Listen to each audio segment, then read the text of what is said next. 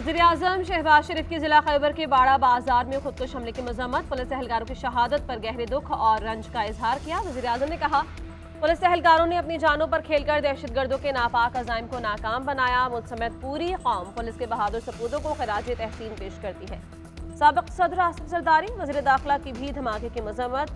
कहा, दहशतगर्दी का कला कमा करके ही दम लेंगे। पूरी कौम दहशतगर्दी के खिलाफ जंग में पुलिस और सिक्योरिटी इदारों के साथ खड़ी है। दहशतगर्दों के आखिरी ठिकाने के खात्मे तक चैन से नहीं बैठेंगे। दहशतगर्दों के बुज़दिलाना वार हमारे हौसले पस्त नहीं कर सकते।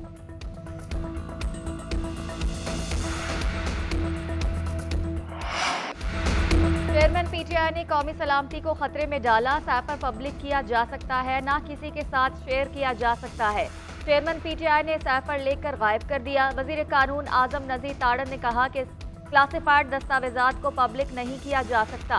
सैफर का मामला अभी जेर तफ्तीश है। सैफर के मामले की तहकीकात मेरिट पर होगी। ऑफिशियल सीक्रेट एक्ट के तहत कार्रवाई के लिए हुकूमत की इजाज़त जरूरी है। आजम खान ने एतराफ़ी बयान में बताया कि सैफर को कैसे ज़ाती मफाद के लिए इस्तेमाल किया गया। वज़ीर दाखिला राना सनाउल्लाह का चेयरमैन पीटीआई की गिरफ्तारी का इशारा। ट्विटर पैगाम में लिखा, साबिक़ वज़ीर आज़म ने साइफर की तहकीकात में ताउन न किया तो इंक्वायरी के मरहले में ही गिरफ्तार कर लिया जाएगा। तहकीकात के बाद FIA सिफारिश करेगी कौन शरीक जुर्म है, किस किस के खिलाफ मुकदमा दर्ज होना चाहिए।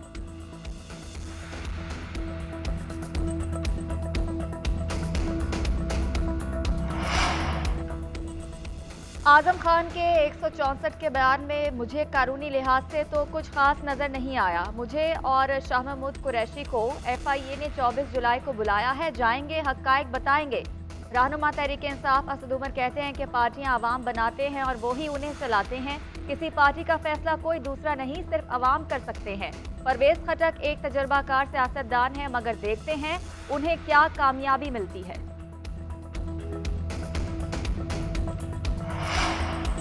आजम खान के बयान के बाद साइफर की तहकीकात में तेजी। चेयरमैन पीटीआई को 25 जुलाई को FIA में बुलावा। FIA ने तलबी का नोटिस वसूल करा दिया। साइफर से मुताल्लिक़ दस्तावेजात भी साथ लाने की हिदायत।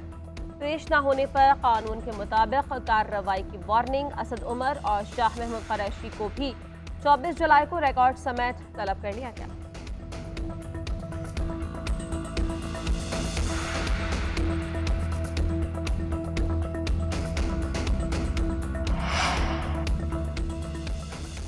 अमरीकी महकमे खारजा ने एक बार फिर सैफर से मुतालिक इल्जामात को बेबुनियाद करार दे दिया। मैथ्यू मिलर ने प्रेस कॉन्फ्रेंस में कहा कि सैफर से मुतालिक सवाल का मैं एक ही जवाब दे सकता हूं कि ये इल्जामात बिल्कुल बेबुनियाद हैं। उन्होंने कहा, हम पाकिस्तान या किसी दूसरे मुल्क की सियासी जमातों का साथ नहीं देते और ना ही हम पाकिस्तान में किसी सियासी जमात या रहनुमा के साथ हैं।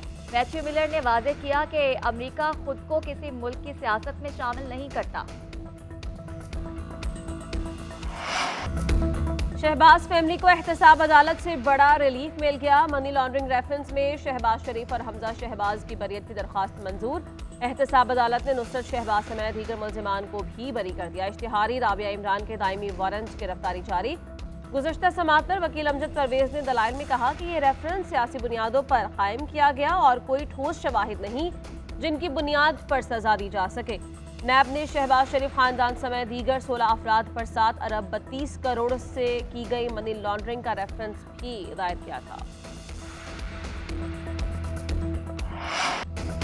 वकील कत्ल केस में चेयरमैन पीटीआई की नामजदगी के खिलाफ दरखास्त पर सुप्रीम कोर्ट में समाअत। अदालत ने चेयरमैन पीटीआई को पीर को जाती हैसियत में तलब कर लिया। पीर की सुबह 10:30 बजे सुप्रीम कोर्ट में पेश होने की हिदायत। जस्टिस याहिया आफरीदी ने रिमार्क्स दिए, दरखास्त गुजार को सबसे पहले अदालत में पेश होना पड़ेगा। रिलीफ लेने के लिए दरखास्त गुजार को जाती हैसियत में पेश होकर अदालत के सामने सरेंडर करना होता है। चेयरमैन पीटीआई को कहें कि वो खुद अदालत में पेश हों। क्या चेयरमैन पीटीआई आज पेश हो सकते हैं? जस्टिस मुजाहिर नकवी का इस्तफसार।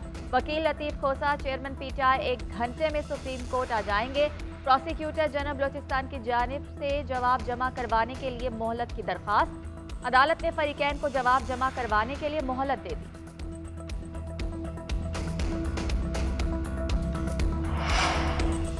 बहुत मुश्किल से हमारी हुकूमत ने IMF प्रोग्राम बहाल करवाया। इसी प्रोग्राम को रोकने के लिए 3 वज़राए खजाना की गुफ्तगू सामने आई थी।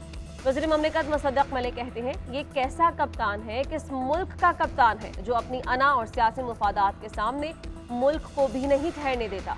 विफाकी वज़ीर जावेद लतीफ़ ने कहा, चेयरमैन PTI के सहूलतकारों पर हाथ नहीं डाला गया। मजहब का इस्तेमाल करके रियासत के साथ खेलने वालों को कौम याद रखेगी। कुछ लोग बाहर बैठकर रियासत के खिलाफ इस्तेमाल होते हैं। आइन और रियासत के खिलाफ बोलने वालों पर आर्टिकल 6 क्यों लागू नहीं होता। मजीद कहा, जो सोच रहे हैं कि सितंबर में फैसले होंगे, ये उनकी भूल है। नवाज शरीफ चौथी बार वजीर आजम बनकर CPEC मुकम्मल करेंगे। हुकूमत में आने के बाद CPEC को 1.5 साल में मुकम्मल कर लिया जाएगा। कौमी क्रिकेट टीम का फातिहाना आगाज, श्रीलंका के खिलाफ गॉल टेस्ट जीत लिया। शाहीन ने लंकन टाइगर्स को 4 विकेटों से पछाड़ दिया। पाकिस्तान ने 131 रन का हदफ 6 विकेटों के नुकसान पर हासिल कर लिया। दूसरी इनिंग्स में पाकिस्तान के लिए इमामुल हक 50 रन के साथ टॉप स्कोरर रहे। सऊद शकील ने 30 रन बनाए। श्रीलंका के जयसूर्या ने 3 खिलाड़ियों को आउट किया। लंका पहली इनिंग्स में 312 और दूसरी इनिंग्स में 279 रन बनाकर आउट हुई थी।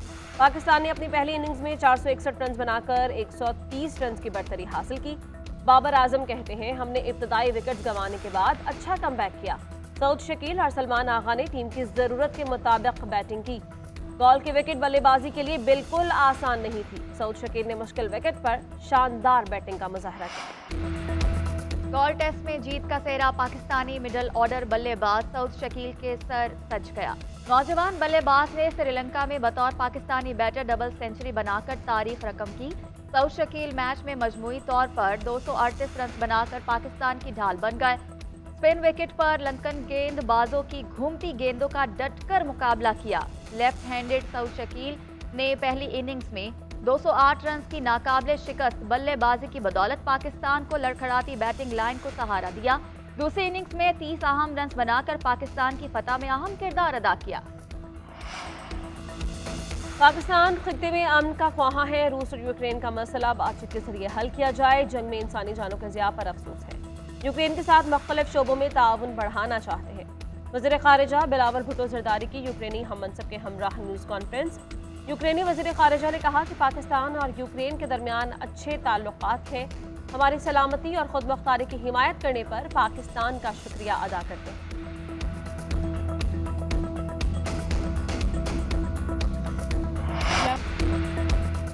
मुल्क के कई इलाकों में मानसून बारिशों का एक और स्पेल। कराची के मज़ाफ़ाती इलाकों में बूंदाबांदी। Gulshan Hadeed, Shah Latif town, steel town, national highway और दीगर इलाकों में रिमझिम। लाहौर में भी बादल बरस पड़े, मौसम खुशगवार। मुल्तान, चीचावतनी, रेहाड़ी, लाड़काना, थरपारकर समेत कई इलाकों में बारिश। पेशावर, दीर, सवात, शांगला, बुनेर, मानसहरा, एबटाबाद और कोहिस्तान में भी बारिश का इम्कान। मूसलाधार बारिश के बायस नशेबी इलाके ज़ेरे आब आने का खदशा।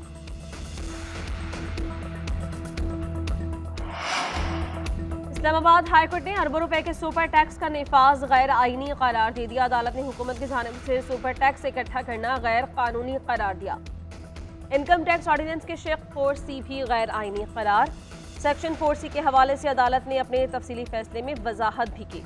अदालत ने मुख्तलिफ कंपनीज और इदारों की जानिब से दायर दरखास्तें मंजूर कर ली। सुपर टैक्स की डिमांड और रिकवरी के तमाम नोटिस अदालत ने कलअदम करार दे दिए। जस्टिस सरदार एजाज इसाक खान ने महफूज फैसला सुना दिया।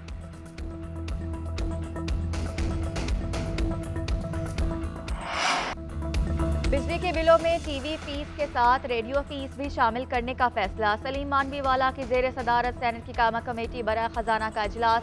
वज़ारत खजाना हुक्काम ने कहा कि बिजली के बिलों में टीवी फीस के साथ रेडियो फीस भी शामिल होगी। 35 रुपए टीवी और 15 रुपए रेडियो फीस आयद होगी।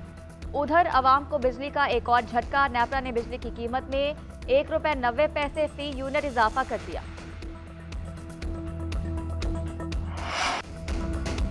तौहीन इलेक्शन कमीशन केस में फवाद चौधरी ने इलेक्शन कमीशन से मुआफ़ी मांग ली। ज़ाती हैसियत में इलेक्शन कमीशन पेश।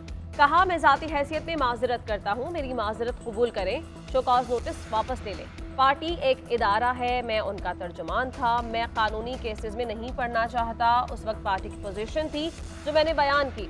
चीफ इलेक्शन कमिश्नर ने इस्तफसार किया, पार्टी चीफ आपसे कत्ल करवाएं तो आप करेंगे, मैं ऐसा नहीं करूंगा। फवाद चौधरी का जवाब। चीफ इलेक्शन कमिश्नर ने रिमार्क्स दिए कि आपकी जमात ने कमिश्नर और मेरी ज़ात के हवाले से क्या क्या नहीं किया। मेरी बीवी के बारे में ओपन जलसे में कहा गया। फवाद चौधरी की केस ड्रॉप करने की इस्तदा। चीफ इलेक्शन कमिश्नर ने कहा आप तहरीरी मुआफी जमा करवा दें, कमीशन इस पर गौर करेगा।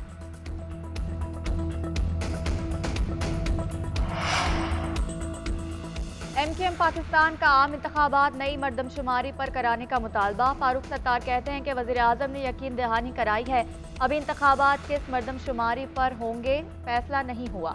सेक्रेटरी इलेक्शन कमीशन ने बताया कि नई मरदमशुमारी पर हल्का बंदियों के लिए 4 माह दरकार हैं। अगर चंद महीने इंतखाबात आगे हों तो कर लें। 15 से 20 दिन में हल्का बंदी और वोटर्स का मामला हल हो सकता है। नई हल्का बंदियों के तहत आम इंतखाबात होने चाहिए। आगे आने वाली हुकूमत के लिए बड़े चैलेंजेस होंगे। मुल्क की तरक्की की रफ्तार को तेज करने के लिए बहुत कुछ करना पड़ेगा। हमने कभी जनूबी सिंध को सूबा बनाने का मुतालबा नहीं किया। मजीद इंतजामी यूनिट बनने चाहिए। सिंध की तकसीम की सियासत नहीं कर रहे।